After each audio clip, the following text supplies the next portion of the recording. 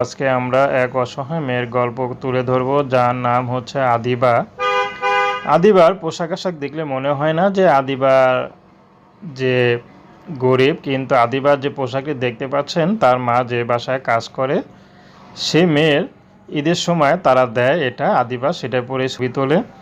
তো আদিবা ক্লাস 10 পর্যন্ত পড়াশোনা করেছে। আদিবার আরও পড়াশোনার ইচ্ছা ছিল, কিন্তু আদিবা পড়াশোনা হয়নি, কারণ তার বাবা নেই, তার মা আছে, তার ছোট একটা ভাই আছে। তো আদিবা এখন কি করবে, দিশেহারা হয়ে গেছে। আদিবার এর মধ্যে বিয়ের বয়স হয়েছে, আদিবা বিয়ে শাদী করবে। তো আদিবা চাচ্ছে ভালো একটা জীবনসঙ্গী, যে তাকে একটু ভালো লাগবে, ভালোবাসবে, সে মানুষটি যেমনই হোক আদিবা তাকে বিয়ে শাদী করতে রাজি আছে। আদিবার ব্যক্তিগত কোনো পছন্দ নেই, আদিবাকে ভালোবেসে যে কাছে টেনে রাখতে পারবে, সারাটি জীবন কখনো ছেড়ে যাবে না, আদিবা তাকে বিয়ে শাদী করবে।